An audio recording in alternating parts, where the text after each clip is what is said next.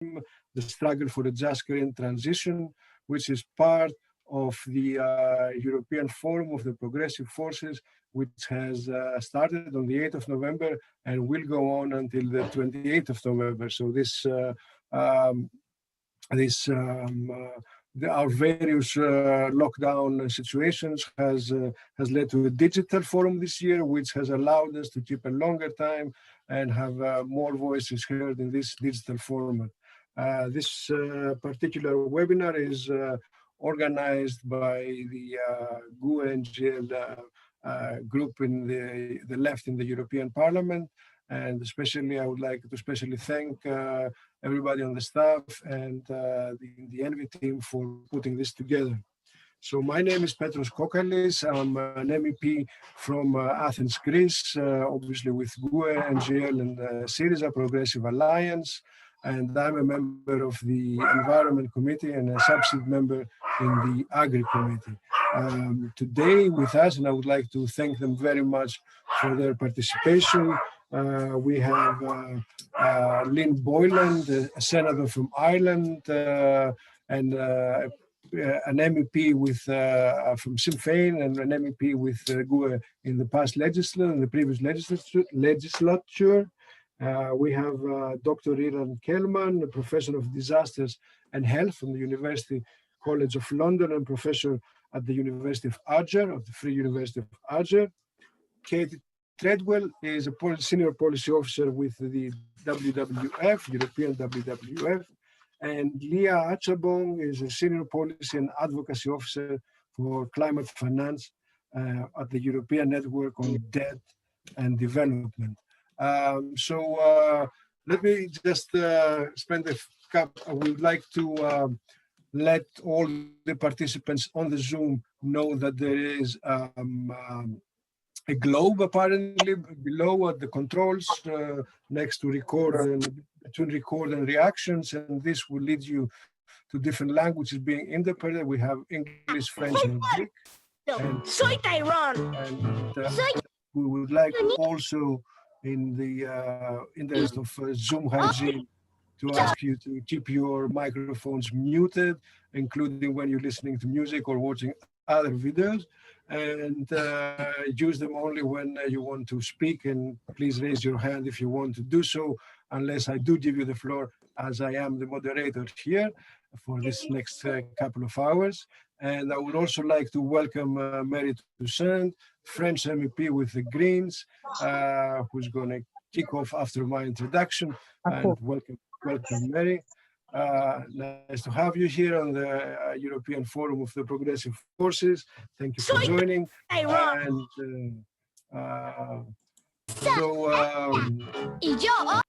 This is Ronan. Okay. So there seems to be some viral information joining and giving us a tone for a otherwise very dark discussion about climate barbarism, because as a matter of fact, with the current public health crisis and the pandemic, we are witnessing what looks very much like a climate crisis in fast forward, a crisis which threatens everybody's life and health. Not threatens, but threatens gravely, and we see the reaction of politics and organized societies to that threat. We see it in fast forward because in this pandemic we are all expecting a vaccine to come and liberate us and bring us back to what we were before, which is not a very good place to be. The place which we were before was a place that was heading for that is heading to an increase in the temperature of the planet, which will make it uninhabitable for humans, not least for millions of other species in this biodiversity crisis, which follows as well. So we have seen during these past months an extreme acceleration of inequality. We have seen that the coronavirus is much more likely to infect and kill people with less access to public health, people with less access to Zoomable jobs, and in general, we have also seen a tightening of a security state and a surveillance state. We have seen a fast tracking of democracy. We have seen a number of traits which we do not want to see normalized in the future. On the contrary, we want to come out of this crisis wiser, not expecting to keep doing the same thing and expecting to have different results, but realizing that the very structure of our economy and the way that we prioritize, we have priorities in our societies, leads to deteriorating and in the end diminishing quality of life and life itself. We understand now that and we understood before the pandemic, we had ample scientific evidence, very much like we do with the climate crisis, that it is our means, our ways of production and consumption that has increased the risk of pandemics. This was it was a very clear warning from the scientific community, and a very low level of action and preparedness on the part of the most developed countries in the world. So we do not, so using this as an example, it is crucial that we look at the just transition towards a zero emissions world, a transition that makes sure that we leave no one behind. But what does this really mean, and how do we do it? If it's clear that if we don't go to net zero, we will have a world with very few resources and with a lot of people fighting over them. We know the scenario about the climate refugees in a +4 degrees world, and this is a complete dystopia and probably an end of utopia as well. So this has been a lesson on what is the struggle ahead for the progressive forces to make sure that the transition is just, takes everybody's interests and wishes under consideration, and delivers on and not only building but back better, as is the slogan of the new democratic president of the United States, whom we all welcome back to we are waiting to welcome back to the Paris Agreement. But as the UN says, how do we grow forward together? And this is a call for all the progressive forces that needs to inform our narrative going forward. So with no more of this introduction, I would like to give the floor for 10 minutes to Marie Toussaint to tell us more about her work in the Parliament and the defense of climate fighters and the Ecocide. Marie, please. Yes, thank you, Petros. I'm actually, well, first of all, thank you. Thank you for welcoming me here. So I thought I would speak after and, understand better what are your expectations, but well, you are welcome. If you like, we can do that as well. No, it's fine. I mean, yeah, you ask questions, I will try to answer them. And also I'm reading the chat. I opened the chat. So if you have any questions, please let me know. So I'm quite happy to be here and about the issue of your conference and workshop today, because it's true that we have such a challenge now in front of us to overcome the climate crisis, but which is of course more of everything and a social crisis and inequality crisis. And this is something that we have to work on together. So maybe just to give you a few words about who I am and what I did before I became a Green MEP. I'm an environmental lawyer, and I grew up in a family of activists against poverty. So I was already kind of an activist, at the moment I was born. Um, but then I got involved in ecological issues. And since I became a lawyer, I am using law as a tool to protect the climate and the environment, but I'm also using it as a fighting tool and as an issue itself of mobilization, especially through the recognition of climate and environmental rights, climate and environmental justice, but also I work a lot for the recognition of the rights of nature and of ecocide. So I was active for a few years in France in that direction. I joined the movement and Ecocide on Earth in 2012, and there was at that time a citizen initiative for the recognition of ecocide. I'll get back to that. And in 2015, I founded a French NGO, Notre Affaire à tous, which led different climate litigation actions, among which l'Affaire du siècle, which was the biggest climate litigation action with 2 million supporters that was launched in December 2018. We're still expecting the results. They should come in the beginning of 2021. But that was to give you a bit of input. So when I got to the parliament, I mean, we have had this huge wave for the Greens in the 2019 elections. And we also had this huge wave of mobilization outside of politics throughout the world. In Europe also, and Greta Thunberg is Swedish, so she's a European, but it was the first really global movement from the youth to protect the climate. So that was really beautiful, I believe, for all of us.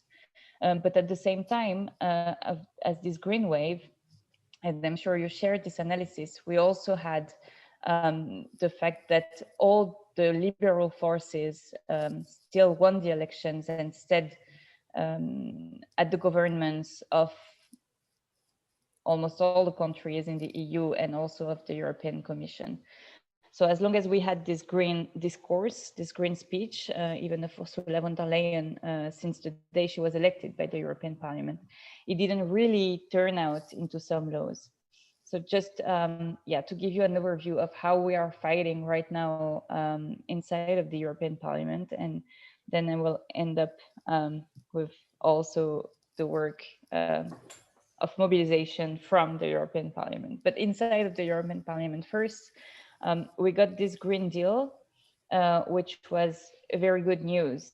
And Ursula von der Leyen also pointed out that she wanted a Green Deal which leave no one behind, which was also something that was really important because since 2020 to 2001, the EU has been integrating social dimensions and social indicators, but we still don't have these binding indicators on social issues. And also we still don't have environmental justice indicators in the meaning that we cross social and environmental inequalities. But this promise from von der Leyen was a pretty good one. And from the beginning, we were quite vigilant on what the Green Deal would be. And in the 30s in the US, when they pushed for the Green Deal, it was a new contract between public services and private sector. And that's not what we saw there. What we saw was a full list of environmental legislations to be modified or to be created, which is already something good. But I mean, we're not revisiting the entire economy as we should have been doing. And this is something that is still lacking today. And we see that when we fight over the budget, like we did this week in the European Parliament plenary, we see that there are some improvements, but we still don't divest completely from fossil fuels. We still don't hold the big polluters accountable with adequate taxation and also liability rules outside of the taxation. We still don't mobilize the necessary money to transform really our economy. So these are all, the weak pillars of this Green Deal, not revisiting, reorienting the economy. But then we waited, of course, for the laws to come, and we are waiting for very good laws, actually. We are working on a framework to halt deforestation in the world, for instance, which is really good. We are also working on the forest strategy for the EU, which is a bit less good, but we're waiting for a due diligence and a revision of the corporate governance, all these stuff that are quite nice for access to justice on environmental matters. We want to, improve the state of play. So, this is this kind of mixed evaluation with some improvements in the system, but still really no real redirection of the policy. And we had this climate law. And the climate law is really, really important in many regards. We presented amendments to go further than the 60% that were adopted by the EP in October.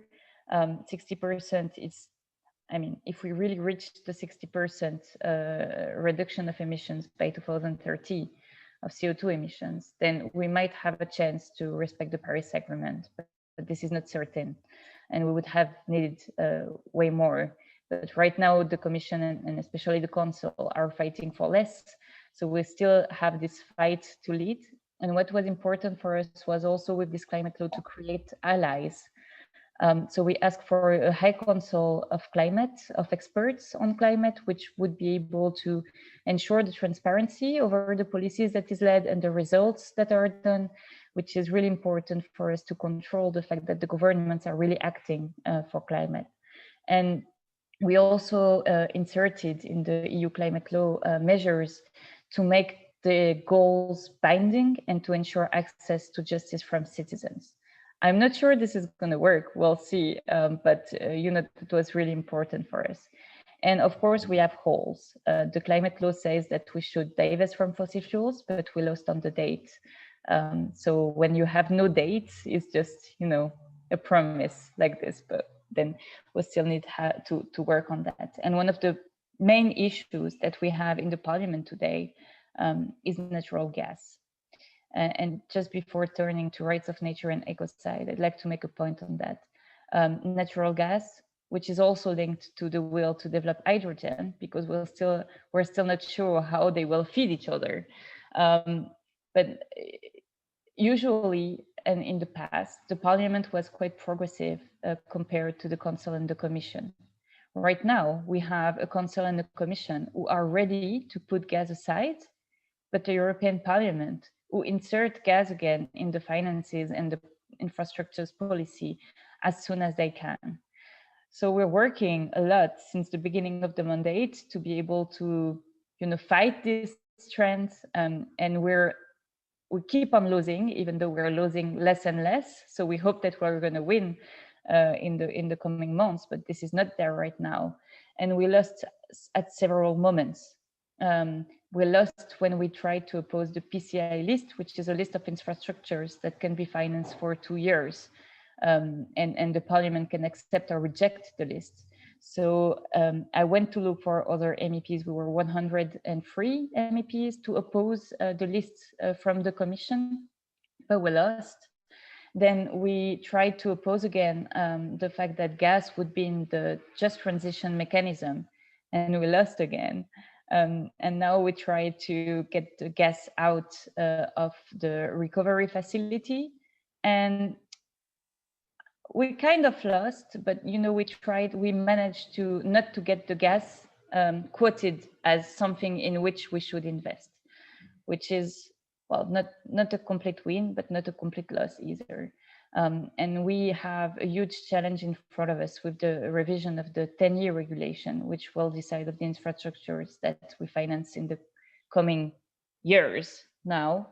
And there we really need also everyone's mobilization to kick gas out of this, because if we finance gas again, then we will be locked up in fossil fuel infrastructures for the next 30 or 40 years, which will prevent us from reaching our climate goals. So, we say something on the one hand, but then we finance something contrary at the complete opposite on the other hand. And this is something that, we need to fight. I could talk for ages, but since I don't want to keep the floor too long, just also to tell you that we have a very strong challenge in the 21st century. This challenge is the environmental challenge. And, each century had this challenge. We had the the challenge in the 18th century for civil rights. And then we had the Universal Declaration of Human Rights, which wasn't so much universal, but that's another issue. Then in the 19th century, we had the Industrial Revolution. And we got there a lot of changes in European law about social improvements, social rights that we won at that time. And in the 20th century, we were fighting against war and destruction. And we had, again, universal human rights to get recognized, but also cultural rights and the foundation of the International Criminal Court to fight against war crimes. And in the 21st century, we have an environmental challenge, and it needs to be traduced in the law as well. And that's why I'm fighting a lot for a new generation of rights, um, which would recognize the environmental rights to a healthy environment for everyone in the respect of social justice, so environmental justice. And I'm quite happy because in October, we managed to get the European Parliament to call for the recognition of the universal right to a healthy environment.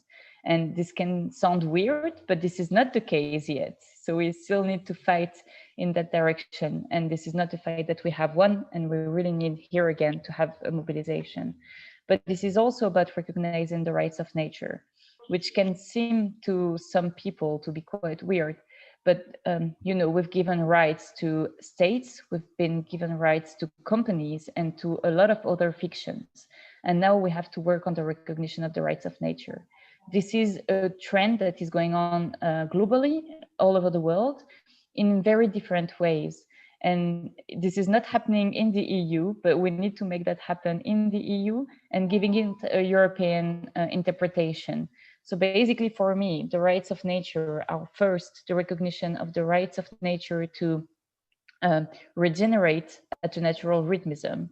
Secondly, the fact that we allow nature ecosystems to reach out to justice so that they would get a legal status and have legal tutors that can act in justice on their behalf.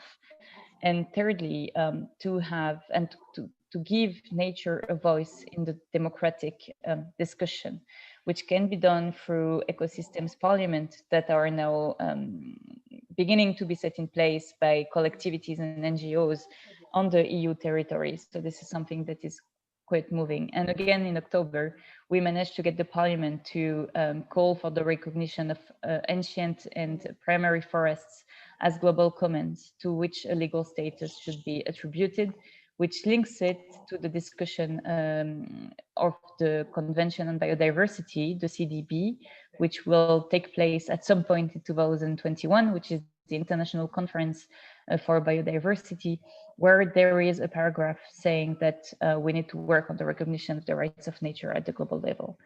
And then to end up with all of this, of course, I talked to you about ecocide, the gravest crimes against the environment at the beginning of my speech. And the first time ecocide was pronounced in an international conference was in 1972 in the Conference of Stockholm by Olof Palme, the Prime Minister, in his introducing speech to the conference. He used the word ecocide to denounce the use of the Agent Orange and the dioxin in the Vietnam War.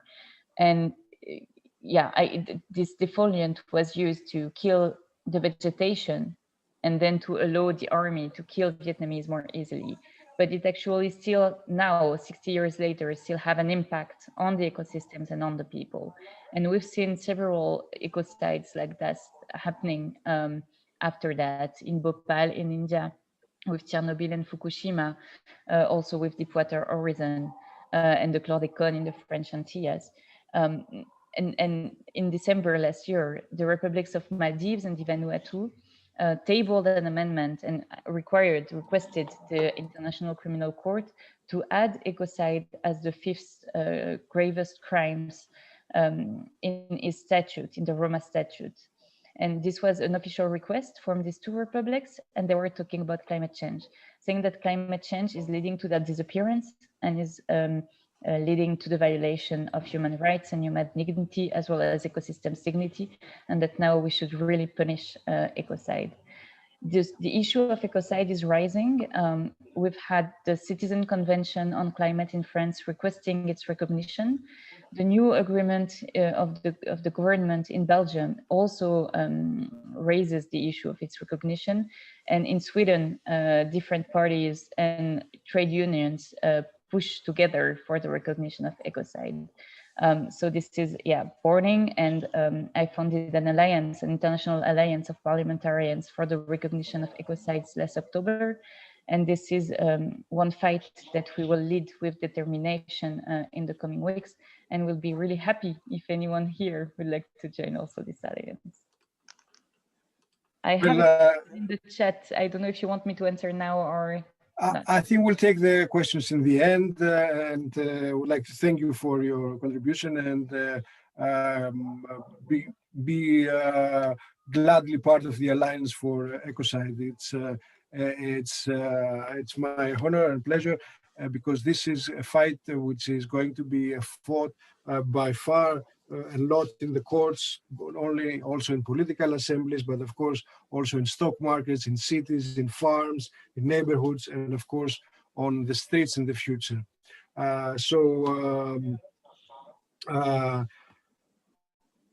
I will take something from your discussion to introduce Lynn Boylan, who is a senator in Ireland, used to be an MEP for in the past mandate with GUE and with the Sinn Féin.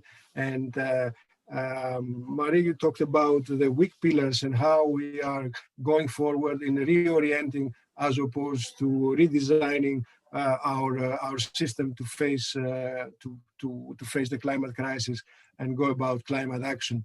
As Lynn is going to talk about an eco-socialist approach to climate action, in our language, socialism is about incrementalism, going revisionist. It's not revolutionary per se, but there is a question now of time and urgency, which will probably demand something more revolutionary than what we're seeing in the European Parliament and in the Council and the Commission right now, even though we are taking very radical measures. So Lynn, you have the floor for 10 minutes.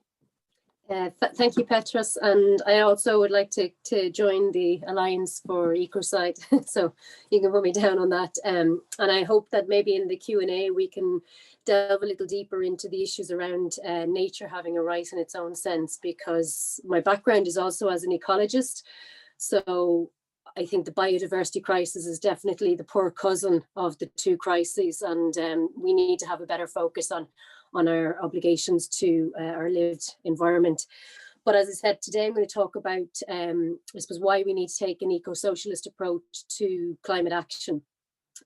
And I think it's because what we see certainly in Europe is the mainstream media that leads us all to believe that if we have a greener lifestyle with a keep cup for our coffee, buy our stuff in plain brown paper packaging that looks vaguely compostable, before you know it, the planet will be saved. And it's all about the individual measures. And so all of our focus is diverted there, while the fossil fuel industry and everything else, that the issues are all allowed to continue. So I think that addressing the climate barbarism in which we find ourselves is going to take more than just those tokenistic changes. And the premise of that argument is that we don't need to fundamentally change capitalism. We only need to change it to make it green. To an eco-socialist like myself, I think that the notion that we can green capitalism is absurd. There are some who are skeptical of eco-socialism. Certainly the Irish version of the Greens are skeptical. They think the eco part is a front for an ideological mission. But I think it's important to examine why an eco-socialist perspective is so important, because this perspective forces us to ask, why is capitalism unsustainable? And the answer, of course, is that the word is growth. You know, capital demands growth. It's simply an immutable law. And where you have growth, you have resource use, whether it be fish, forests, or fossil fuels. And if we lived in an alternate universe or capital where we have infinite resources, then we wouldn't have an ecological problem. We wouldn't have climate barbarism, but we don't. We live on a finite planet, and when capital's infinite growth runs up against our planet's finite resources, then we get terrible results. We get climate chaos, we get political instability, we get climate barbarism. And I think that some think that it's almost that it's greedy to ask that we have a just transition. And I've heard say that, you know, we shouldn't overly focus on human rights when it comes to climate action because it just slows down the process.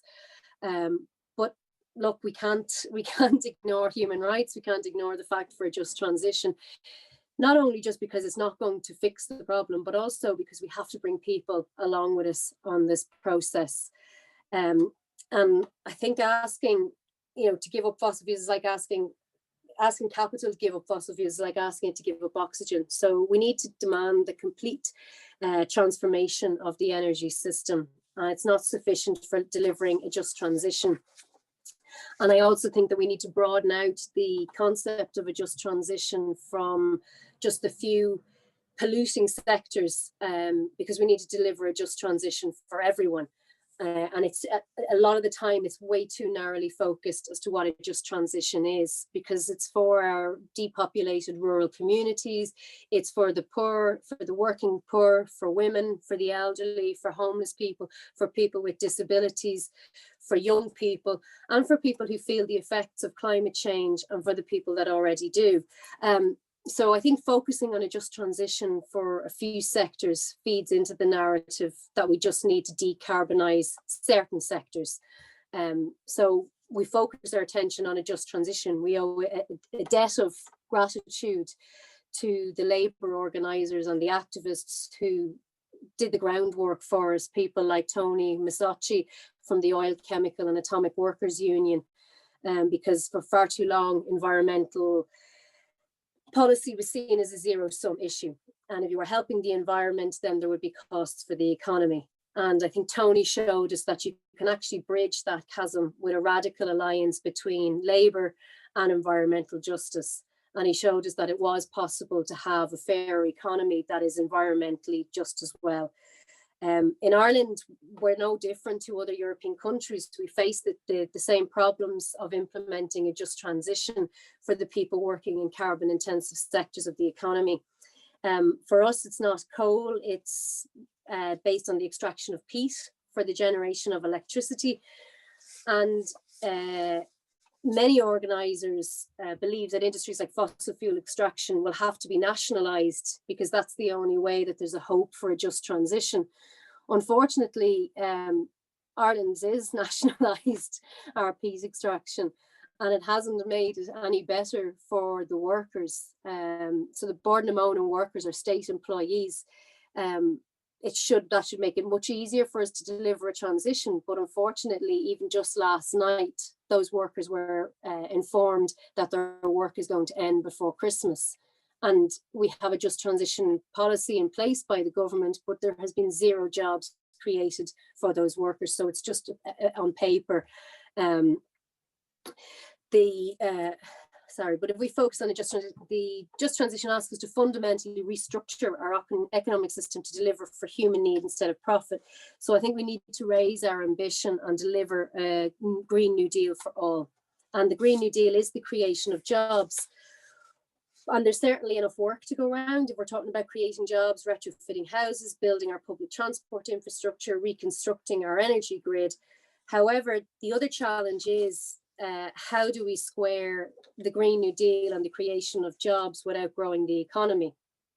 And creating all of these jobs does promote rapid economic growth, and that then compounds the climate emergency. So I think Naomi Klein has certainly put it better than I could ever do it in her book On Fire, and the need to focus more on those jobs that don't necessarily grow the economy or further drain our limited remaining resources, and that's to build the care economy.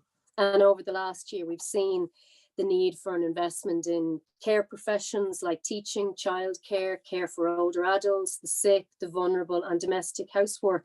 And coronavirus has certainly shown us how difficult our lives become without this type of care available. For everybody who's been working from home knows the problems of childcare and domestic work and all of that, that's generally unpaid work at the moment.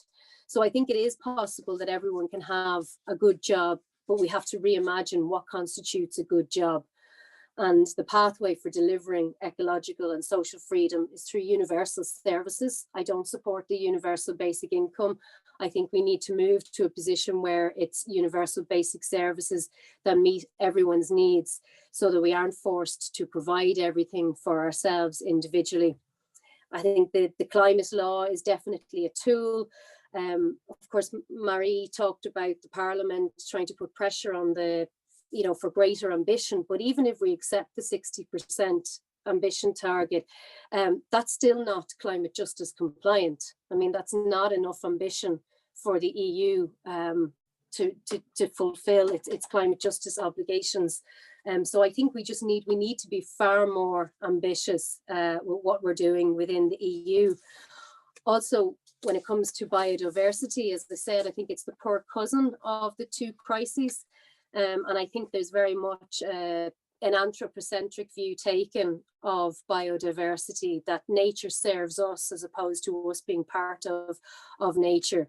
And this idea of ecosystem services and payments for ecosystem services, like there's talk of paying farmers to leave land aside and then to be able to trade that as a credit for somebody elsewhere to pollute.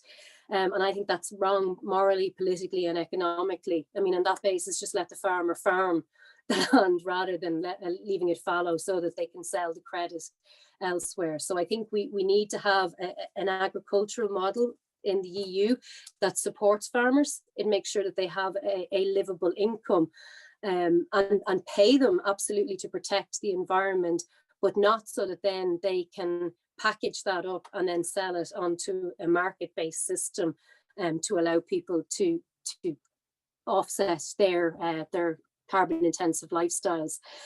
And I am fundamentally opposed to the policy of offsets at all. I think it's a form of neo-colonialism, that's particularly from the global north telling people in the global south that we know best, we've destroyed our environment, and now we're going to tell you to manage yours so that we can continue to live the way we are. So I think also, like, looking at, as I said, in agriculture is a huge problem for us in Ireland. We need a just transition for our farmers here. But we need to start looking at how the EU policies don't add up, how we're doing arguing for one thing on one hand, and then on the other hand, completely contradicting it. So that's the trade policy of the EU does not square with its climate policy. The CAP policy doesn't square with climate action. So I mean, in Ireland, we have a system here where farmers are not making enough to pay to live, to have a decent quality of life, but yet we're breeding cows to produce milk, to be powdered, to be sent to Asia, to convince women in Asia to not breastfeed their children, and to use Irish milk. So I mean, that's just not a joined up approach, and I think that's why we need to go back to the drawing board and look at it and look at the whole system as opposed to just tinkering around the edges. So thank you very much. Thank you very much, Lynn. Broad aspect of the transition, and it is a broad aspect because this is an all-consuming crisis, and it's the concept of the twin crisis in the biodiversity and the global warming. It's interesting. It's practically one crisis caused by our consumption of fossil fuel, with its effects on the atmosphere and the biosphere, I think that the use of the word anthropocentric, which means human-centric, it's very apt because this is a discussion where we're not so much in the business of protecting the environment as such, or the planet as such. The planet has practically no problem that we can understand, but it's more humans have the problem, and humans have caused the problem, and therefore humans should be liable for it, and humans should be able to fight to change it. So I would give the floor to Ilan Kerman, Professor of Disasters and Health at the University College of London. Ilan, the floor is yours for 10 minutes. And please remember to bring your questions on the chat here or in Facebook. Thank you so much, and a pleasure to be here, although obviously not a pleasure to be here discussing the issues which we are discussing, but thank you so much for organizing this and for the opportunity to bring these issues to the forefront. Particularly as Lynn said, it is a systematic problem, which we really have to address by considering these wider and broader issues. So we know these problems that we face.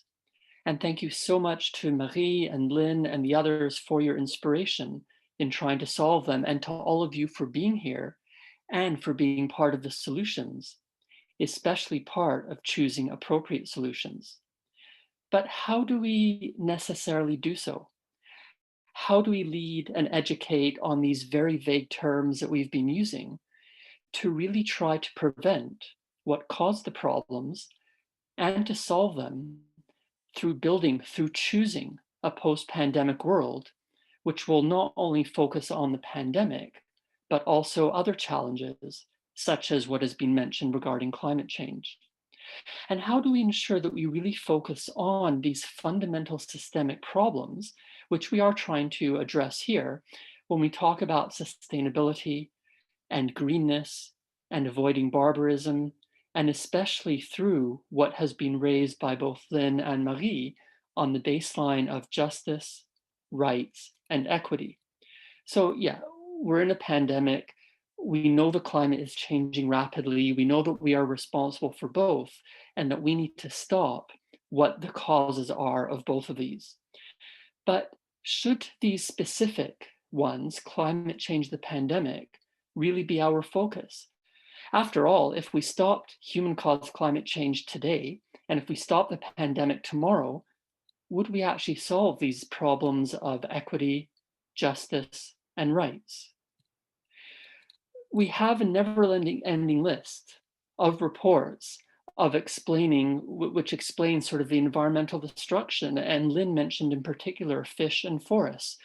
Well, fisheries collapse was predicted by 2050 because of overfishing, not because of climate change.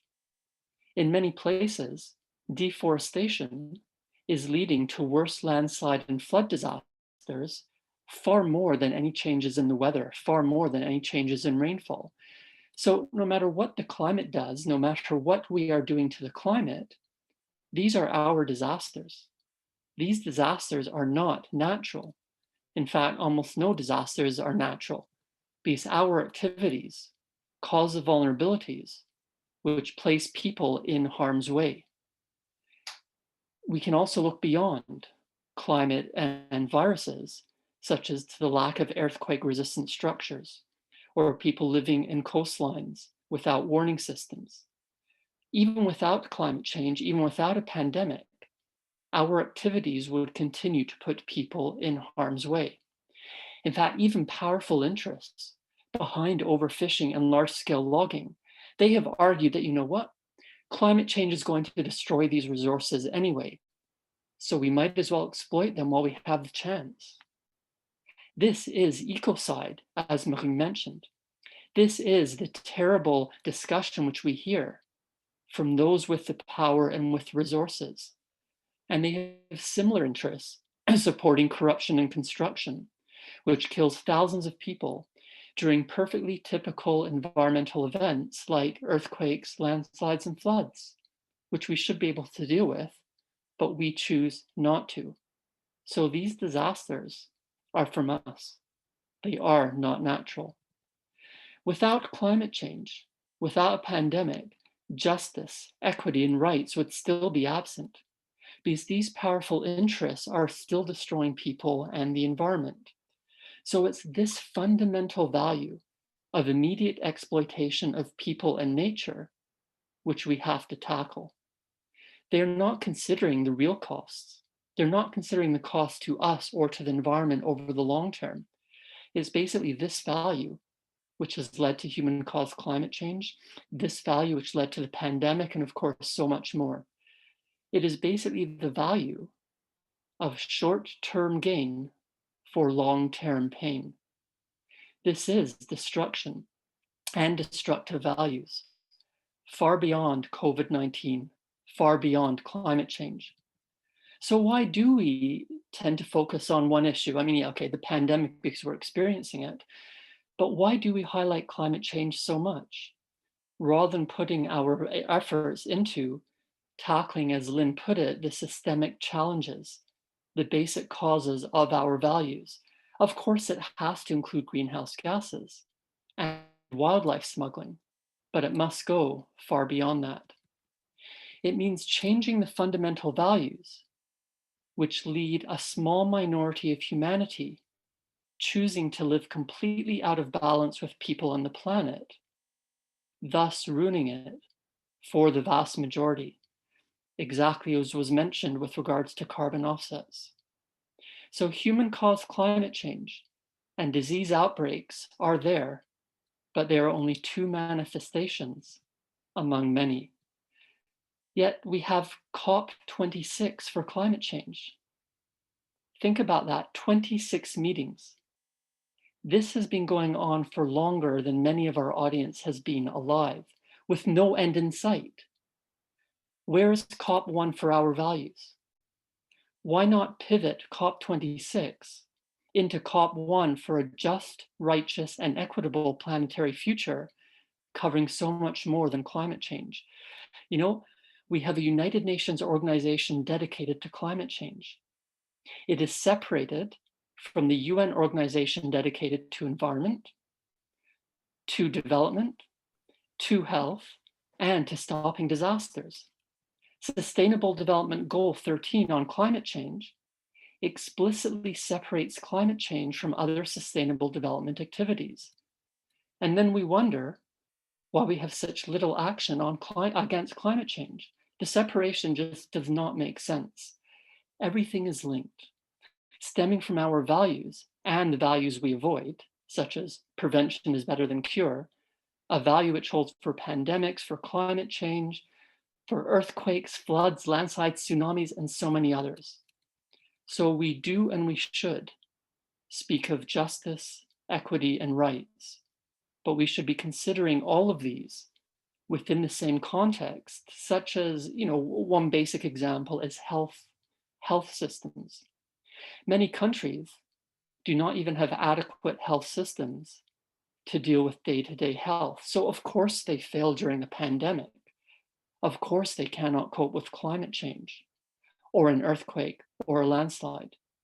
This is the chronic crisis of inadequate healthcare for everyone, missing equity, justice, and rights.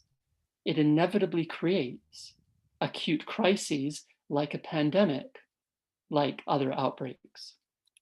We even look at the fact that the world spends more than 10 times on government departments of defense and weapons than we spend on official international aid. 10 times. Now, notwithstanding all the problems with the international aid system, at least it tries to help people. In the meantime, governments are using our tax money to subsidize the fossil fuel industry at perhaps 2 orders of magnitude more than governments invest in all forms of prevention, including for pandemics. The fossil fuel companies are nationalized already. We just don't call it that because it's the taxpayers paying the cost, it's the private shareholders getting the gains. This is what we must rebuild better. So perhaps we should consider stopping to blame the climate, stopping to blame viruses. Don't blame climate change, don't blame disease for our catastrophes. The real crisis is us, how we think, how we act based on our values. So yeah, climate change and the pandemic are each one symptom of these causes, which lead to more, much, much more. So thank you for being with us here to try and say, how do we tackle that? I'm going to put my social media contacts into the chat on Zoom. So please join me, please connect, please discuss and debate. For those of you not on Zoom, just search my name. You can find me on Twitter and on Instagram and other places. And please let us know, what do we need? We've identified the problem. We have plenty of brilliant ideas from solutions, as we've heard, and we're going to hear from the next speakers. How do we ensure that we are all implementing them together? Thank you for being part of it. Ilan, thank you very much for this contribution and for this speech. Truly inspiring. And yes, we're going to look you up in not only social media and hear more from you. I don't know where to start to commend that you have taken really a systems approach to a systems problem and gone down to the core of it, our values and the way we are organized around it. So I'm not going to try. I'm just going to console Cathy by acknowledging that she has a very hard act to follow.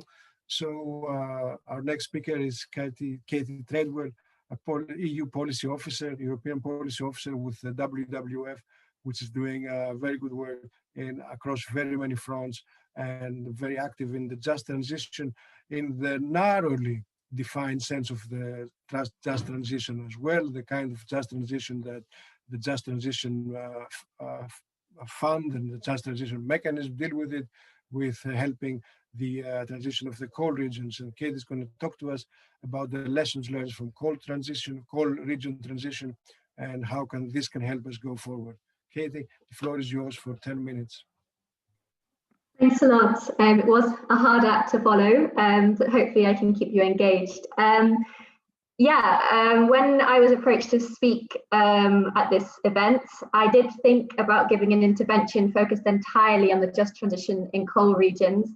And whilst I will draw lessons learned from that, because that's where I have most policy experience, I think it's something that's much broader. And I think Lynn was also referring to that. Climate action, biodiversity action, which I'm really pleased has already been mentioned as well. And the just transition are needed everywhere and in every sector, and we have less and less time to lose.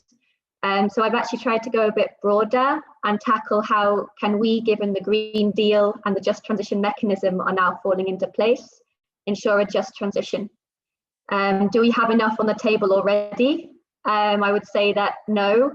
There are still elements missing, and we can't be sure that the final legislation or the implementation of it will be right.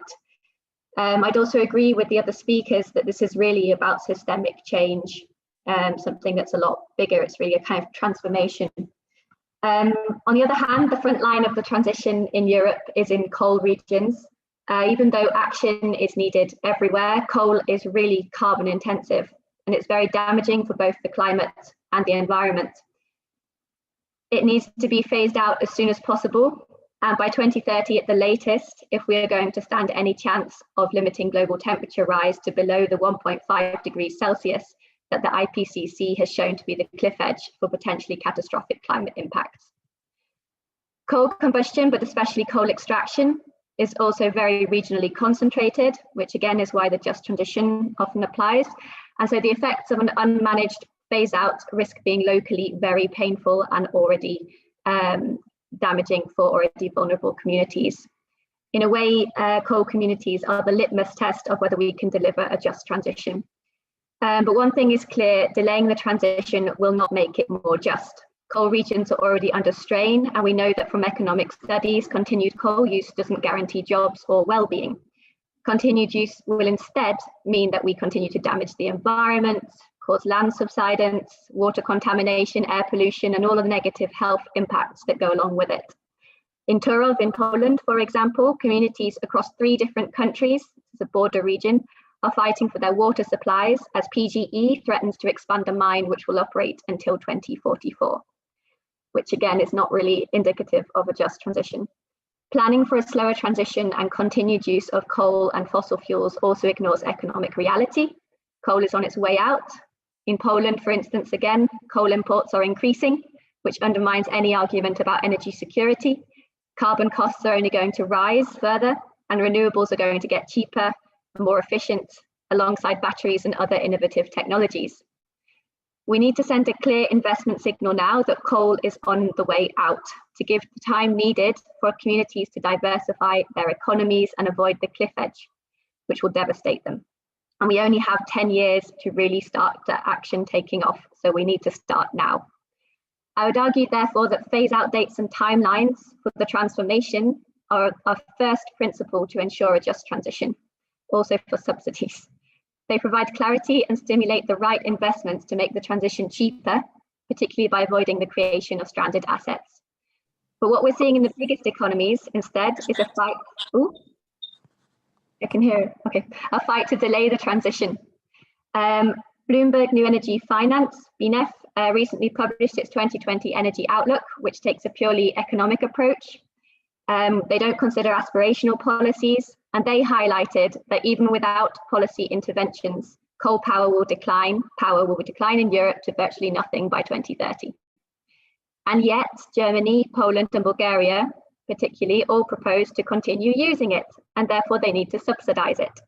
In Germany, they'll pay their coal operators off to keep business operations running until 2038, despite the fact there's a clear indication they would have closed in most cases anyway. Poland wants to maintain the status quo until 2049, and Bulgaria has stated its intent to maintain coal use for the next 60 years. This is public policy, and it's sending completely the wrong signals and raising costs while holding communities back. The transition will require concerted investment to help diversify economies into more sustainable sectors, and the Just Transition Fund is a symbolic, although not financially substantial, step towards that. I'd underline here it's important to remember it's not just about the Just Transition Fund. All public and private investments need to contribute to the transition, or at least they need not to undermine it. The two key things I think are important to point out about the Just Transition Fund are the plans, which you need to access it, as these enable the strategic timelines to be developed, which I mentioned earlier, to deliver a just transition. And of course, the second thing is the signal it sends, both to underline a commitment from the EU to help communities transition, and also to define what a just transition is. And here it's where we hit the big snag. The Just Transition Fund allocations are currently shared out without any conditionality on commitment to deliver climate action. There is no need for a member state to have any actual intention to transition in order to secure funding. You can take the examples there of Spain and Greece. Both have delivered in the past on climate commitments, and both are phasing out coal. In the case of Greece explicitly, in the case of Spain implicitly, before 2030. This isn't easy for either of those countries, but reductions in coal use, especially in Spain before 2020, will mean that they receive fewer funds to transition than others. On the other hand, Poland sees very little decline in coal use by 2030, and Bulgaria, as I said, shows the same kind of trend, and they'll both receive vast sums from it. And then there is Germany, which, as I said, is phasing out by 2038. There's an interesting report you might be interested to look at, highlighting this from Can and Ember, called Just Transition or Just Talk. I can post that in the chat later. So what does all this mean? Not only will we risk seeing funds going down the drain under the current proposals, we risk setting a pretty poor precedent, that if you go slower, you'll get more help. There are some rays of hope in the current negotiations, such as the green rewarding mechanism proposed by the Parliament, and of course the infamous 50% conditionality for the funds to be dependent on a commitment to 2050 climate neutrality in the EU. But this is quite weak as it only affects Poland. Secondly, we're seeing another big threat, exploitation by the gas industry. This is perhaps linked to the first principle on timelines, as without clear direction and phase-out dates, as well as the clear vision of where we are heading and what systemic transformation we're actually seeking, there is a tendency to swap one bad habit for another. The Parliament fell for it by making gas eligible for funds in their Just Transition Fund position, and the gas industry is now fighting to be labelled sustainable on the back of that win in the taxonomy. But this simply risks limited Just Transition and recovery funds subsidising a lock-in of gas as we move out of coal. Gas can't act as a bridge, and the lifetime of investments that we make in it are just too long. It's also not consistent with climate action. It's wrongly labelled low carbon, and we mustn't forget methane, which is responsible already for around 25% of global warming. It is also not needed for heating solutions if we take a 10-year or longer perspective. But most strikingly, when we talk about EU funds, and especially just transition funds financing gas, we forget key pillars of what a just transition is. Gas doesn't create jobs, especially not local ones, and the jobs don't diversify the local economy or help us move forward to a more sustainable future. A second pillar for just transition is therefore that it must not lock in new fossil fuels or prolong their use, and fossil fuels must therefore be unambiguously excluded from all public funds. Thirdly, if you want to leave no one behind, you need to make sure you know who we are talking about and what they want. There's a real need for partnership and consultation, which is often acknowledged on paper, for instance, in the ILO's guidelines on just transition, and even by the fact the Commission has a European Code of Conduct on partnership, which is binding legally, but it's not properly enforced. Too often we see box ticking exercises, consultations, and as someone in a civil society organisation, too often I hear that it's not clear how comments and ideas have been taken into account when you actually look at the programming documents. Partnership is paramount to the just transition because we're talking about addressing local level impacts in what at a macroeconomic level probably looks not too bad. So what can we do to ensure a truly just transition? I therefore argue in the summary, we need to define it. We're missing clear principles for what makes up a just transition. As the European Policy Office at WWF, we're supporting our national offices to deliver their just transition work. And last February, we published a summary of the findings from analysing the economics and experiences of transition in coal regions in Germany, Greece, Bulgaria, and Poland. We came up with 5 rules for ensuring a truly just transition in coal regions.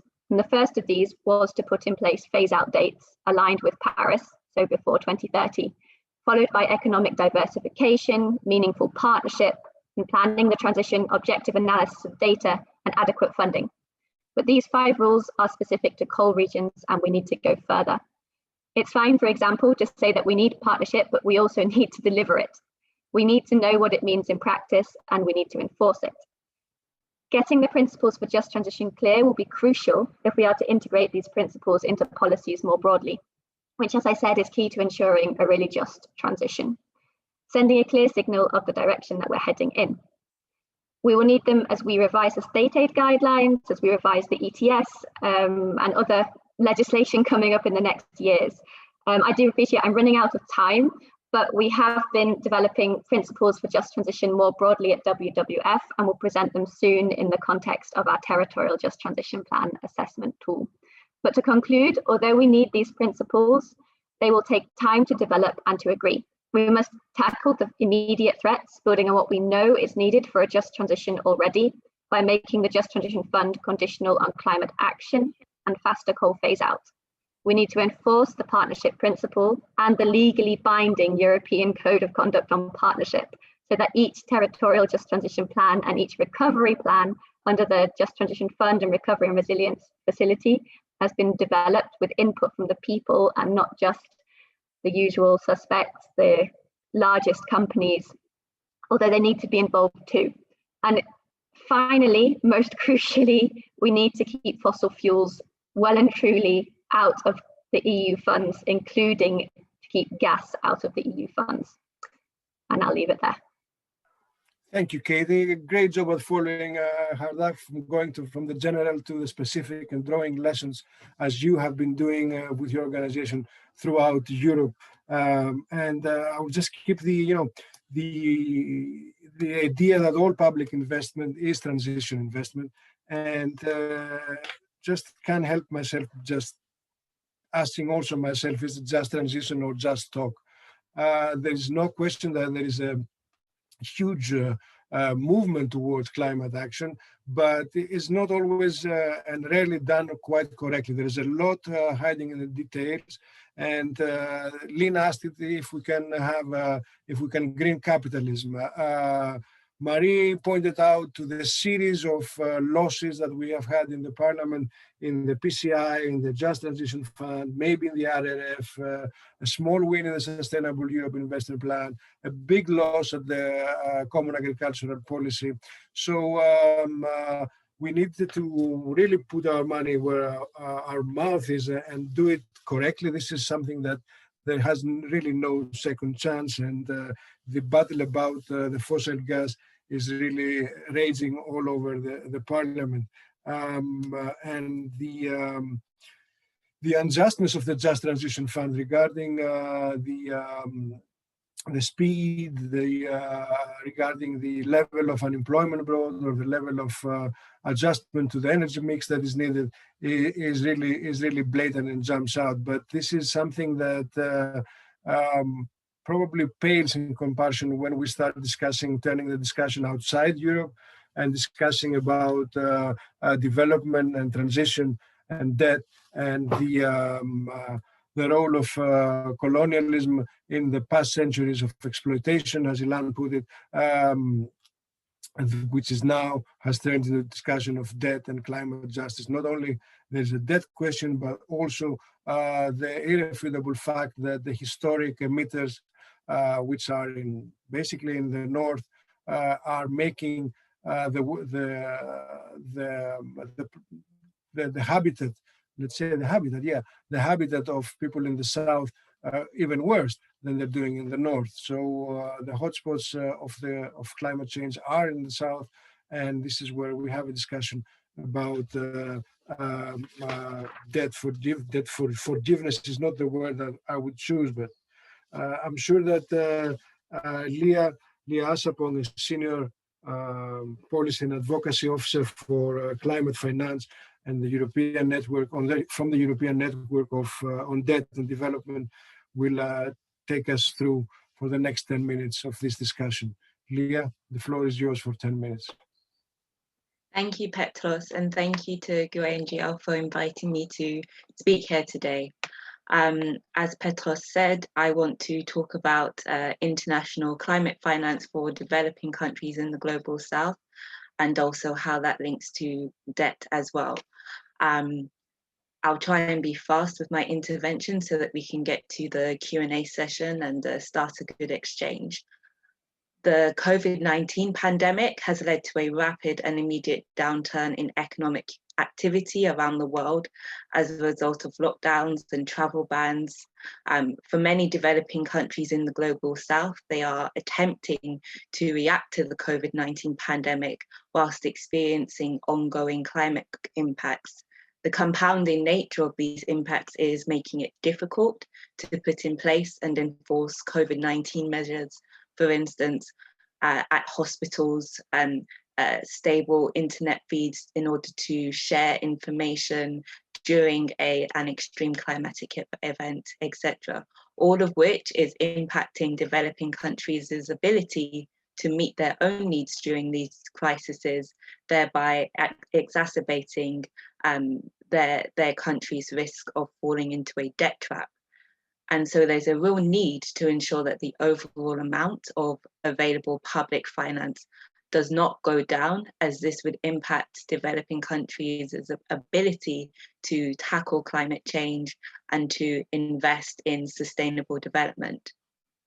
Given that 2020 is the delivery year for the global 100 billion USD climate finance goal for developing countries to be met, it's especially concerning that more hasn't been said about achieving the goal or about what developed countries will do to implement the extension of the goal at a national level between 2020 and 2025, especially in the wake of ongoing climate impacts. We've seen multiple storms and cyclones in 2020, extreme storms exacerbated by climate change, the most recent of which is Storm Eta, which I'm sure most of you have seen. And the majority of these extreme climatic events are being disproportionately felt by developing countries. As such, it's incredibly important to ensure that a sustainable and green recovery to COVID-19 includes a strategy to ensure that climate finance levels do not diminish. One without the other will not suffice.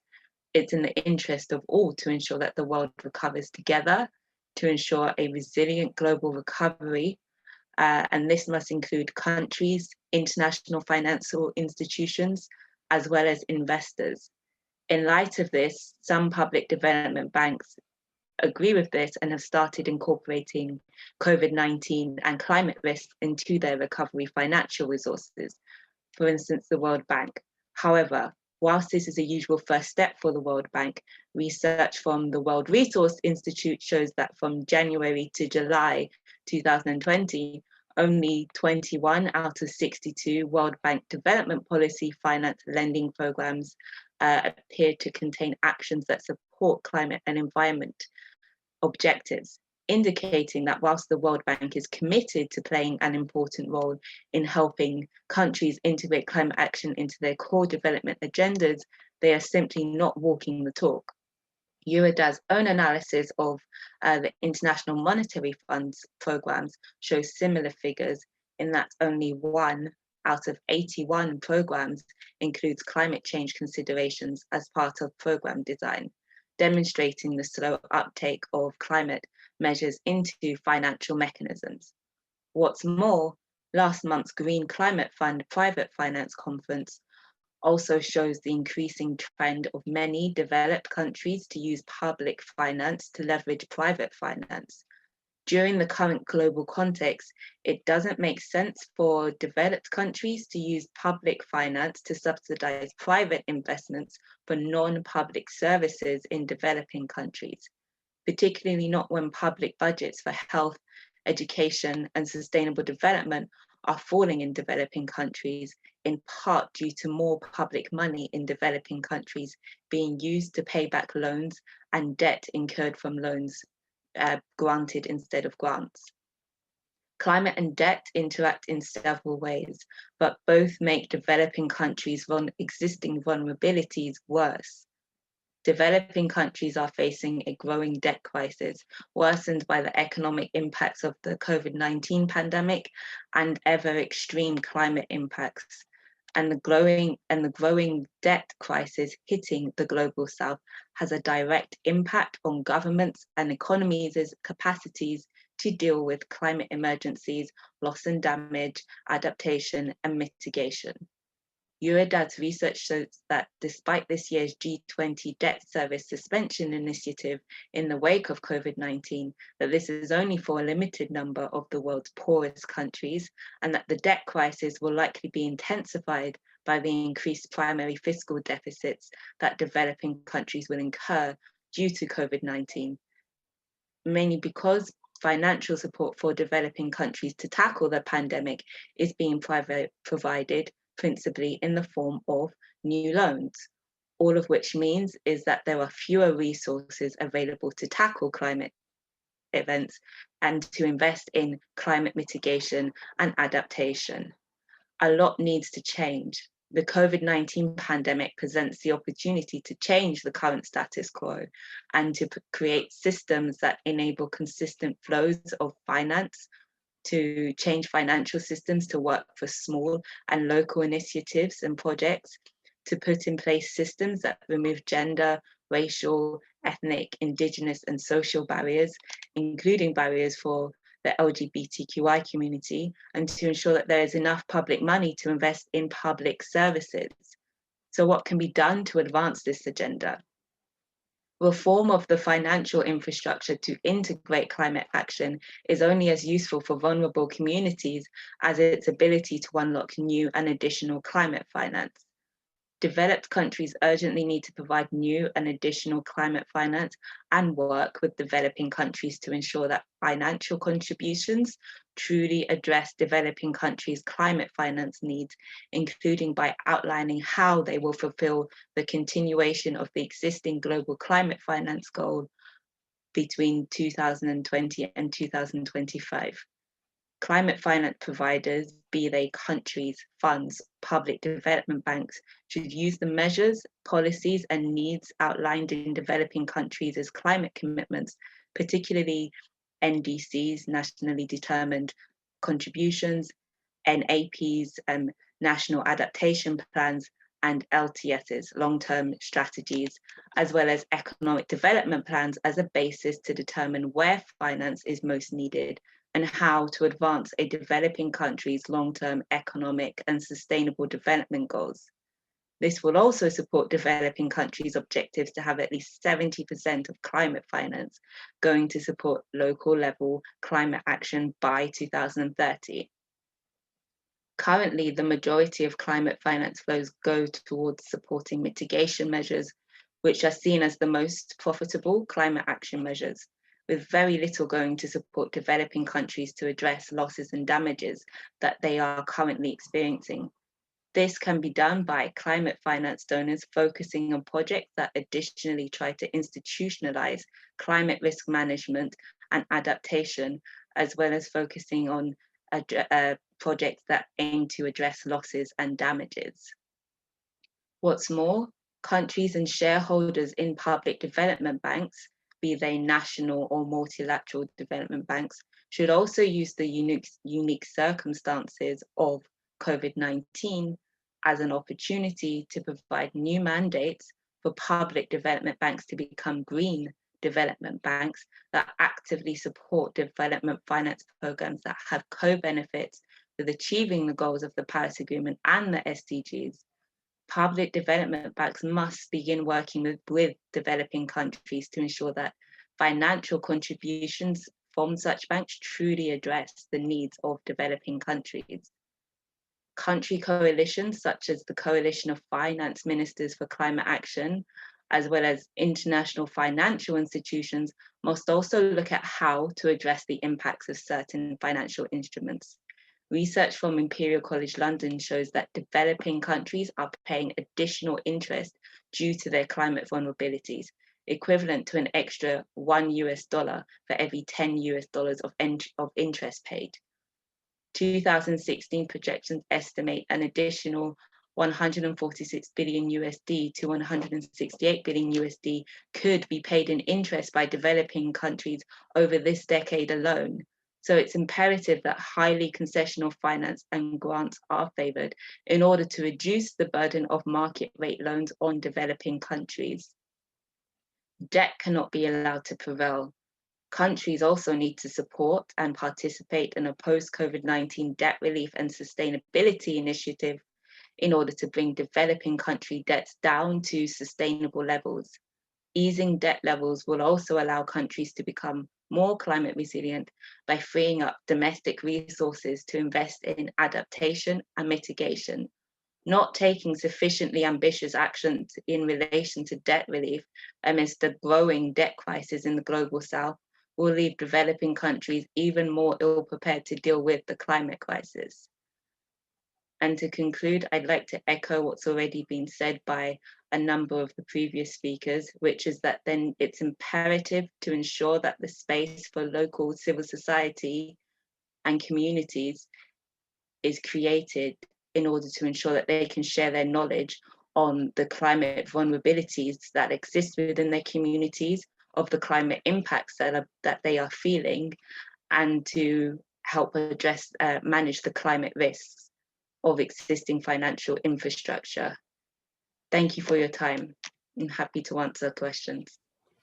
Thank you very much, Leah. I think that picking from the last point of the famous leave no one behind, who is this one and what does she want? How do we include this discussion? And I think that your use of the more technical language of finance, development, debt is really the most harsh and painful way to mask the justice, rights, and inequity discussion that Ilan had brought up before. I would like to have a discussion on another point that Leah raised, the COVID-19 as the opportunity to change the status quo, as the opportunity to call for a new mandate, and as an opportunity that needs to be seen in terms of urgency and has to be radical in terms of urgency, in terms of scope at the very least, and in terms of equity as well. I know that half of you have been answering questions on the chat. There are a couple of ones that need to be picked up. I'm not sure if you really want to, I think I would like to take a round of very small interventions from everyone on what has been discussed, and then perhaps pick up any question that remains unanswered. I would also very much like to address the main inequity, the North-South inequity, which is the basis of the climate justice discussion, how it all started, but going also forward to the discussing the rights of nature in relation to the One Health approach, the approach of which we now have. Marie, would you like to go first? And maybe there are a couple of specific questions for you if you want to address them, or if you want to have a general remark.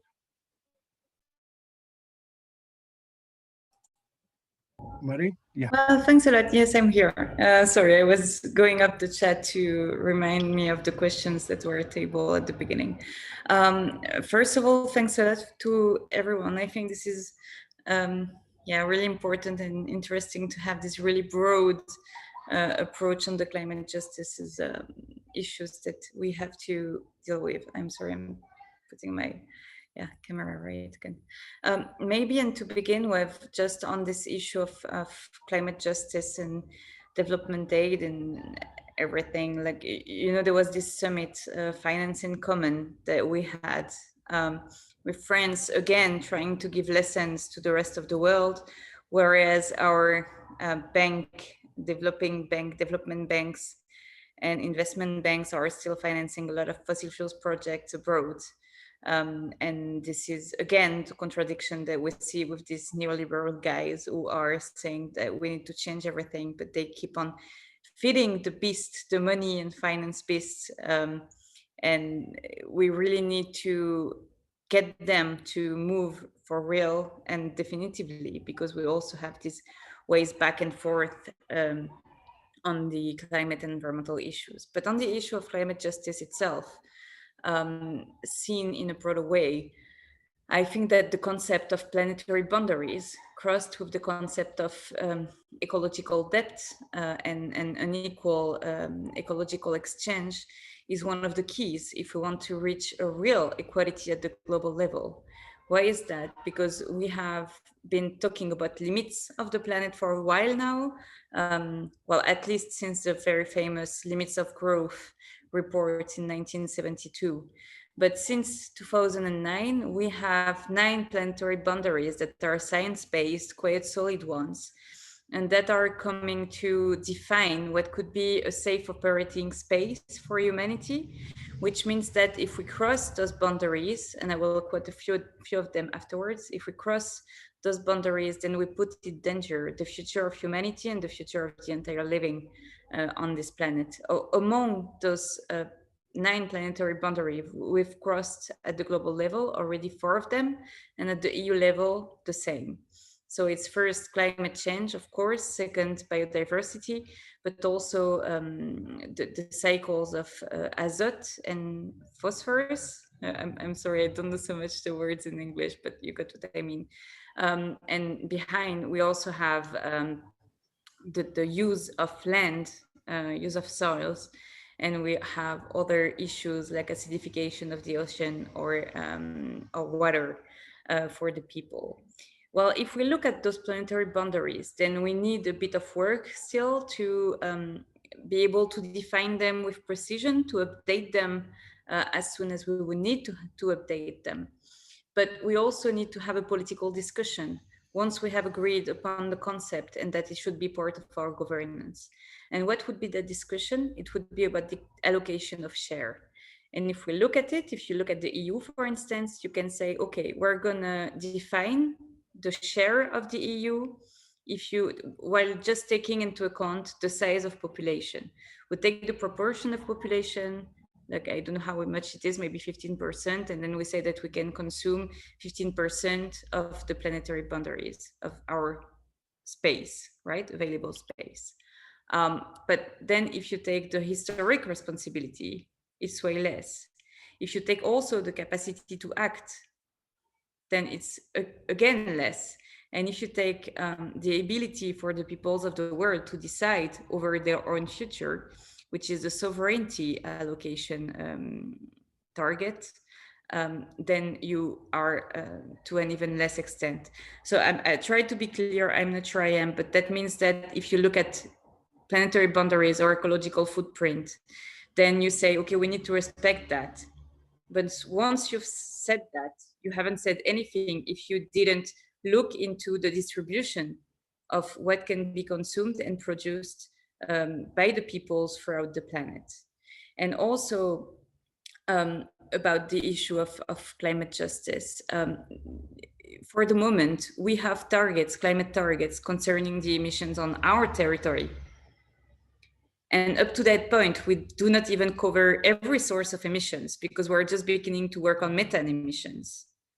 But what we absolutely don't deal with is the imported emissions, actually the delocalized emissions. And since the 1990s, we've been delocalizing pollutions and jobs altogether because we needed to reach a reduction of our CO2 emissions inside of our territories. So basically, France still have the same ecological footprint as in the 90s, whereas we're the leaders in climate issues, but no, we haven't really reduced our emissions. And if you look at Germany, Germany is delocalizing in the Eastern Europe, so that you have this rideau de fer, the new Berlin Wall, between countries who want to act for the climate and countries who don't want to act for the climate. That's not true. That's not true because the countries that are supposed to want to act for the climate are delocalizing their pollutions in Eastern Europe. And now they have to deal with our emissions, just like the countries in Asia and Africa have to deal with our waste and our toxic waste. So all these things really need to be addressed in this overall discussion, and we really need to change the framework and the governance of the European Union, inside of the European Union. And I'm really pleading in favor of just and fair planetary boundary to be inserted in the governance of the EU instead of the current budgetary rules, which don't make any sense, because if you don't care about protection of the environment and social involvement, then you don't solve anything. Then just to say a word about the rights of nature. No, there was another question about environmental justice.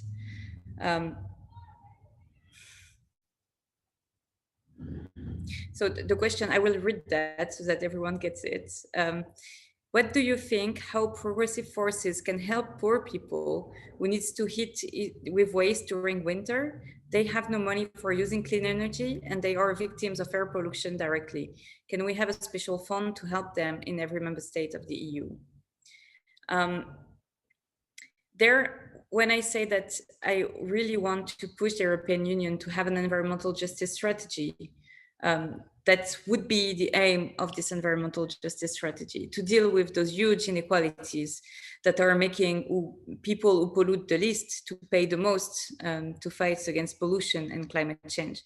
In France, as you know, we had this big movement, the Yellow Vest movement, and everyone made people, pushed the government tried to say that the Yellow Vests were anti-ecologist people. Well, unfortunately, it doesn't work because the Yellow Vests were not anti-environment and anti-ecologist people. And I even wrote a book with one of them, the woman who made the petition, which gave birth to the movement. And what we're saying is in these books is that you always see the same. And I will get back to what Ilan said a bit earlier, but I would put it differently, actually. Each time when people want to earn money, they dominate the earth and the people. And this dates from the colonization, from the 15th century. And we've always been doing this exploiting people and nature all together. And for me, that's the same movement. That would be my difference with Ilan. It's not the same causes, it's that, we're doing both at the same time. And one is made, if we exploit nature, it can also be used to exploit people. And if we exploit people, it's always in order to get access to natural resources and the destruction of nature. can seem a bit far from your question, Attila, but actually it's the same question. Right now, we have people who are suffering from energetic poverty. We have some people that are dying from pollution. And of course, it's the people who are the most vulnerable, those with the least money. And we don't do anything to help them really. And when we have environmental fiscality, taxation, then usually it weighs more on them than on anybody else.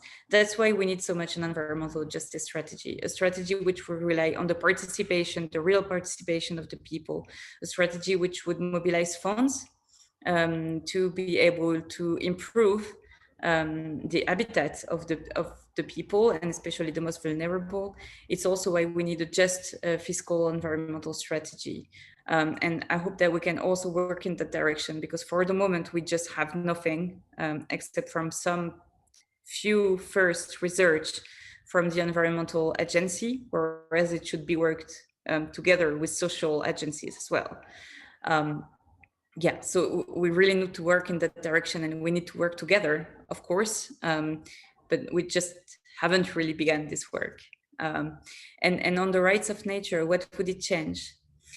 For me, the rights of nature is really something that is useful. I'm talking to activists here, but the rights of nature is useful for, I would say, yeah, ecologists, but also many left people who are thinking that we need to live in harmony with nature. But it is also really useful to talk to the people who are a bit further from politics and who are really focusing on their relations with nature, the fact that they love the trees, the rivers, their gardens.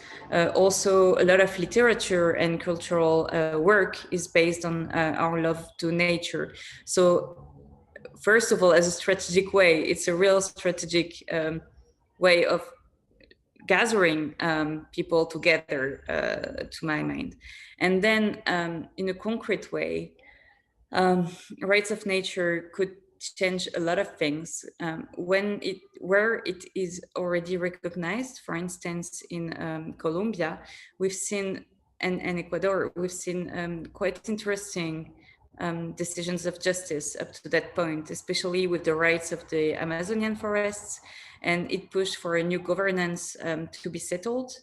Colombia is not always working as a state of law, so it is quite difficult to implement these decisions, but this is quite promising. In Ecuador also, some forests were protected from mining, and we're waiting also for a very expected decision on Los Cedros Bosques in Colombia right now. And we hope that the rights of nature will help again closing some mines and also disimplementing some dams in some places of the world. In Pennsylvania, in the US, where they recognize the rights of nature, it also allowed to forbid fracked gas all along the river. So this was also a really concrete decision and win. And we can have a lot of other concrete instruments to protect the planet and to implement the environmental goals with the rights of nature, because what gives the rights of nature the people, it's new tools to go and, prevent the companies and the states from damaging the environment, your environment also, the place you live in. And these are quite important tools. And then just to end up with that, this is also the philosophical revolution, which I was calling for in my first intervention, saying that each century had its challenge, and the way as a philosophy, we translated this challenge into law. For me, and I'm French, but law is really our social contract. I say I'm French because it's from Jean-Jacques Rousseau, right? And we also have this French philosopher in the end of the 20th century, Michel Serres, who wrote The Natural Contract. And this is an invitation so that we arrange rules, we adopt rules for our societies, constitutions and laws that compel us to live in harmony with nature and with one another. And this is, to me, the biggest philosophical and civilizational step that we need to take right now. Thank you very much, Marie. I would like to give the floor to Leah, because there is a question which is a little bit technical, but Leah has to leave us sooner than everybody else. So Leah, there is this question which would bring us from Jean-Jacques Rousseau all the way to debt swaps. But I think it's the same really question. The question is where debt swaps for the environment be one of the solutions for reducing the global south debt, but also protect the environment. I think we've seen some movement in that area. So please go ahead and give us a few words of wisdom. Yes, thank you, Petros. I do have to leave now for a priorly accepted engagement. But just quickly on the issue of debt swaps, this is a quite a contentious issue. It's something that we've seen work in previous years in relation to debt for nature swaps, whereby funds are liberated in order to ensure that schemes are put in place to ensure that a developing country's debt is transferred into the hands of a different creditor, and that creditor will likely attach conditionalities to it that either will remove, for instance, high interest rates, or create longer maturity and payback times for the debt itself.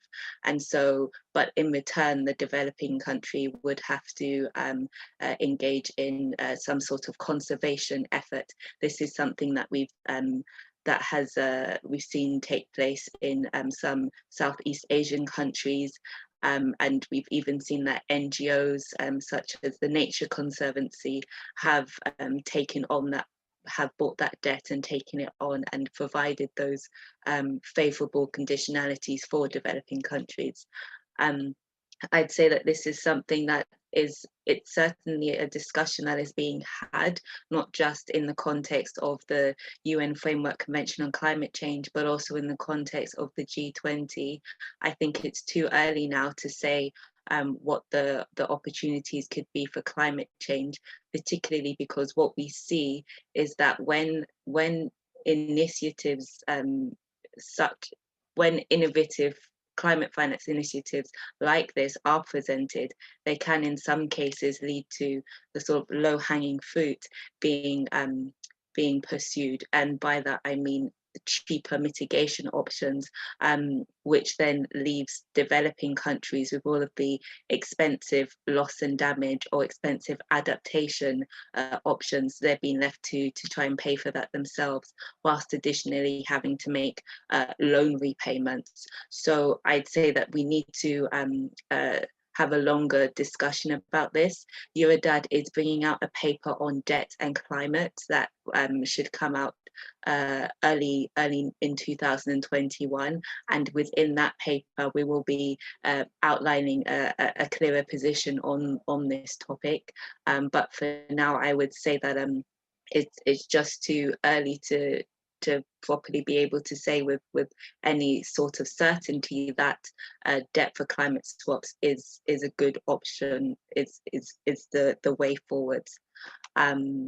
And with that, I would like to close by saying that to all of the policymakers on the call and to all of the citizens and residents on the call, I would implore you to reach out to your national climate and environment ministries and to your national finance ministries, and push your ministries and push your governments to say what they are going to do to fulfill the continuation of the existing global climate finance goal of 100 billion USD. That goal was extended from 2020 to 2025 under the Paris Agreement, but as of yet, countries have not made it clear how they will be continuing on with that extension. Some countries have said very vaguely, we will be wanting to use guarantees to fulfill this extension, but guarantees can lock countries into, or can lead to countries being forced into unfavorable monetary policies. And so I would implore you all to get onto the case of your national ministries and ensure that climate finance goal is met for 2020 and going on to 2025 in the form of highly concessional climate finance. Thank you for your time. Thank you very much, Leah. Next year's forum. Yeah, perhaps better than that.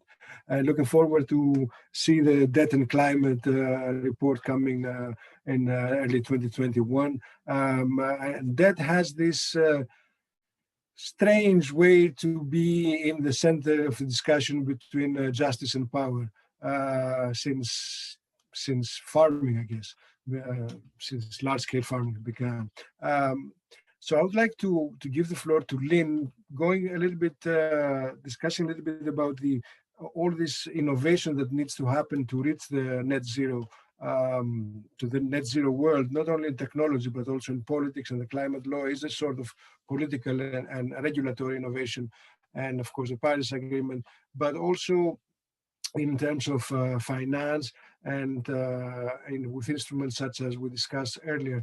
And so I would like to have this question about the valuation of natural capital, the so-called ecosystem services, and how does that fit in your view of a socialist way of climate action? Can we give a value to the services we take for nature, and would that really change the scales and change the scales in terms of debt and finance? And of course, anything else you would like to yeah, I can address that. And I'll also probably, I think there's a question in the chat box about the Citizens Assembly approach that Ireland took to its climate action. But yeah, I mean, I have a fundamental problem with putting a price on nature. And I think it leads to the further commodification of the commons. This idea, the concept that we can't value something for its intrinsic value, that we have to put a monetary value on it in order for people to respect it.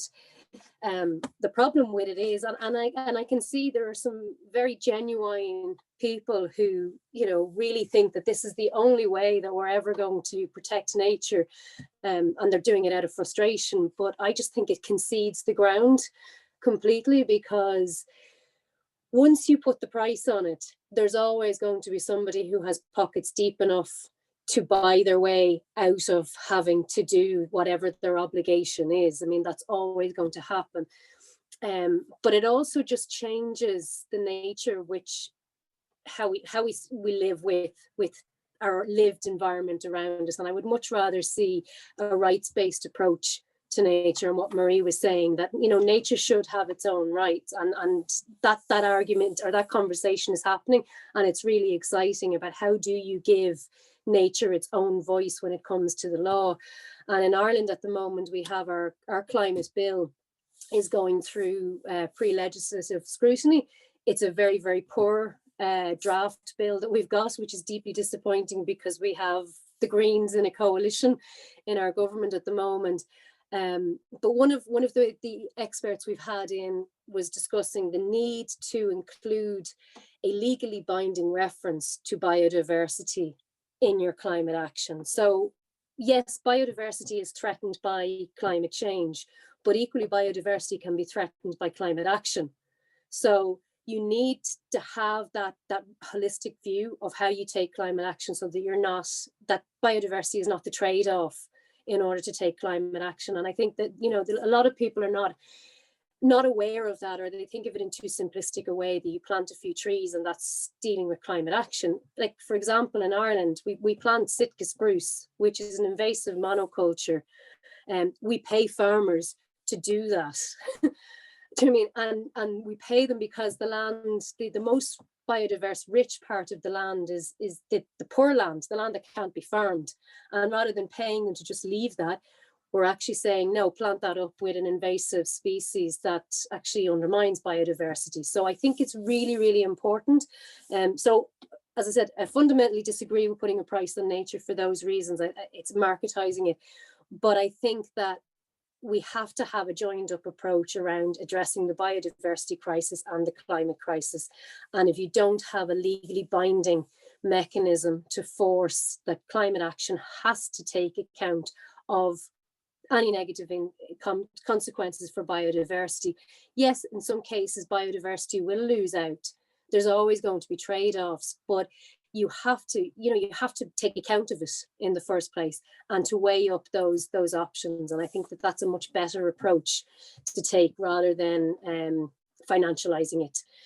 Then in terms of the Citizens' Assembly, it's something that's now been introduced in other countries as well. I think the Scottish Climate Bill has opted for the Citizens' Assembly approach. So in Ireland, it was that 100 people are selected randomly. It's tended out to like a polling company, and they select the 100 people or the 99 people and a chair. And then they look at topics that I suppose are sometimes seen as politically difficult or contentious and to bring abroad. So we've had citizens' assemblies now in Ireland on abortion rights, and very successfully the Citizens' Assembly allowed the heat to be taken out of the debate, and then people to have calm, measured conversations. And it was the same with climate action. It was very interesting, very, very progressive views came out of that Citizens' Assembly. That the people were calling for changes to agriculture. They called for just transition. But I would, I suppose, just say if countries are looking at using the Citizens' Assembly, it's also important that those who choose the experts who come before are choosing from a diverse range of views. So a little bit like in France, we've issues with the carbon tax. In Ireland, the Citizens' Assembly voted in favour of a carbon tax, but they never heard a contrary view around carbon taxes. No expert was brought in to offer them the other alternatives to it. So I think Citizens' Assembly is a really positive approach. It's participatory, but it is very important that the backworking of that makes sure that you hear from a diverse range of views. And then the other thing is, because with the climate bill, we were looking at, should you have a permanent Citizens' Assembly so that you always have participation as climate action progresses. But the evidence would suggest that then your Citizens' Assembly no longer is reflective of society, because they become captured, because they become experts on the issue. So you have to either have kind of rotating Citizens' Assemblies or move away from that once they've decided on what the action they want their state to take. And then you have to move to a different form of participatory democracy for the implementation. Well, we have yet to invent the technologies that would bring us to zero carbon. We have yet to invent the political forms of organization and the political narrative that will bring us there in a just way. So I will not repeat the previous action of having Cathy follow Ilan. So I will give the floor to Cathy for another 5 minutes, and then Ilan, and maybe I can take the question that came in about climate refugees from Facebook and move forward. Thank you very much, Lynn. Cathy? Thanks. I won't take quite that long. So yeah, it's been a really interesting discussion. Like I said, I was really pleased to see that we're really talking now about systemic change. I mean, the just transition is one part of achieving the change that we need, and actually tackling climate change. I don't think you can if you ignore the social side. So yeah, I think first of all, we're talking about systemic change now. The just transition is not just applying to single sectors. I completely agree with what Lynn said in her first intervention on that. And that's why we need a broader definition. And I think previously it's been defined by trade unions, and then that's been really, really helpful. And yet at the same time, we need it to go broader now. This needs to be much more about the entire system changing, and what are the principles that we need for that. So I think, first of all, if we talk about a transition in that name in itself, we're talking about a kind of slow change in a way, a transition. Maybe we should now start thinking about just transformation, thinking about really big systemic changes. There's also, I think, with that, we also heard about some kind of threats really coming from the kind of the pressure to keep the status quo that we see in societies at the moment. So we have this pressure to keep the current system, the current capitalist system. We we do have a very limited way of defining what successful economies look like. So GDP based, obviously, touching on that with the valuation of nature, which is a difficult one because in a way we do need to know what damage we're causing to it in order that we can repair it. But I mean, I'm no expert on that front. I have a biological background, but that's about as far as it goes on that one. But I do agree. We need to maybe move away from purely looking at things in economic terms, in the traditional economic sense, and looking much more at the well-being side of things. And so, yeah, I think we need principles on what we're really talking about here, because we're kind of grasping at strands in some respects. We know what we want, but we don't know what we want. And so, yeah, first, maybe we need to think about how we measure our success, but then we also need to really think about what does that success actually look like? What are we heading towards? And for that, I think it's quite clear that just transition strategies, that was something we pushed very strongly for, and we're really pleased to see as part of the Just Transition Fund at WWF, but it needs to go further, and the recovery and resilience plans can in some ways go towards that, but really this needs to be much more systemic, and we need to know that what we're talking about, I mean, the fact that gas is getting into everything shows we're not really there yet with our systemic change. So yeah, I didn't see any questions directly for me in the chat. On the heating question, I think I would just raise a point. There's a tendency as well to argue we need gas for heating. It doesn't actually show that. We can move straight to heat pumps. We can do this within the next 10 years. So I think this is something that, you know, we really need to move away from our original way of thinking into something new. How we get there, like I said, I think we need principles. I'll leave it there. Thank you. I think that I have the feeling that Ilan is going to say that we're not going to need to move into something new, but in something quite old and established, and that is humankind, our better selves. Ilan, am I wrong? No, I mean, thanks so much. I think that what we've heard from you and the others is exactly what's important.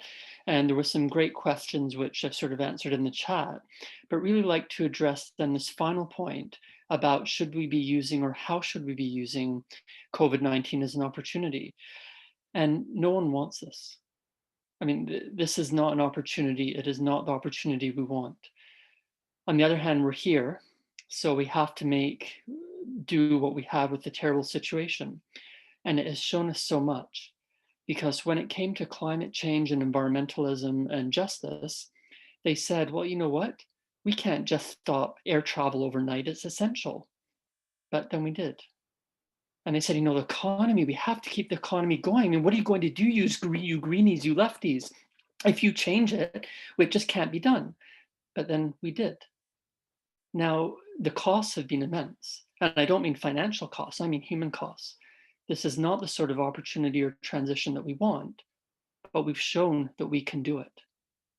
So the whole fundament is that we need to take responsibility and make the choices for ourselves to do it in such a way that we don't have the costs. By the time we are in a situation where our choice is mass death from a virus or mass death from lockdown, we have lost the game.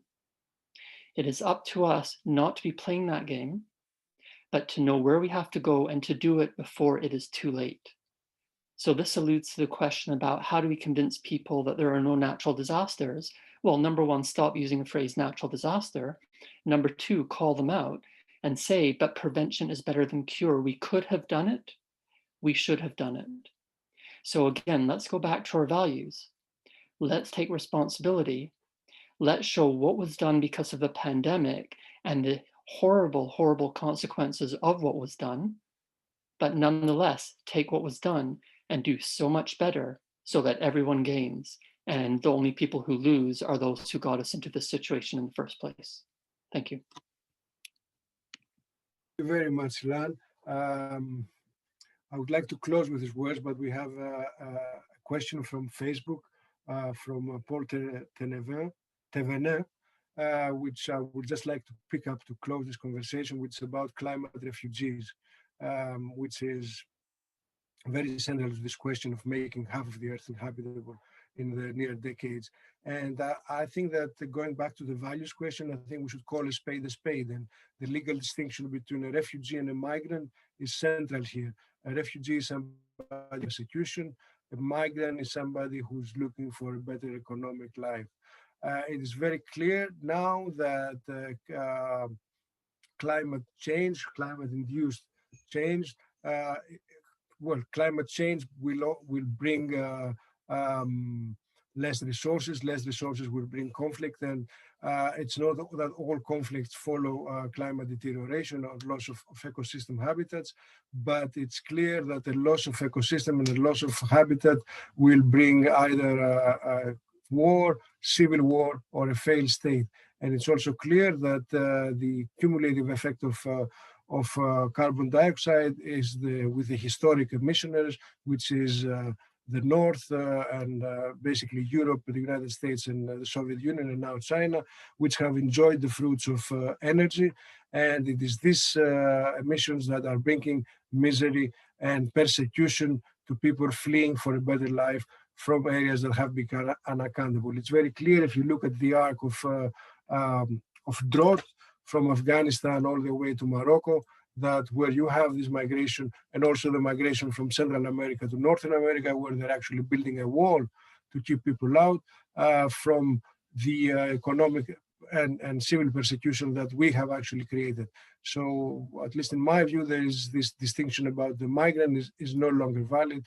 So it's very clear that as is starting to happen in one of the many fragmented areas of the United Nations that Ilan mentioned before, in the United Nations High Commission for Refugees and the new Covenant for Refugees, this is starting to be recognized, but we are very much on the verge of indeed creating something that's closer to our values, and let me say so, and let me close it at that, closer to a human nature. Humans are animals that have evolved to be kind to one another, to cooperate with one another, and this our current misadaptation condition of extreme competition and extreme individualism is only bringing us back to a state of non-civilization. And I'm not speaking about hunter-gathering, I'm speaking about the specter of climate barbarism, which we discussed at length today, and at least to my great education and pleasure, and I hope yours as well. I would like to thank everybody for being with us for this couple of hours, our speakers especially, Lynn, Cathy, Ilan, and Leah and Marie, who've left us, and looking forward to continue following the European Forum of Progressive Forces for the next couple of weeks. Thank you very much, everybody. Thank the interpreters for their work, and thanks everybody for organizing this and for being here. Thank you very much.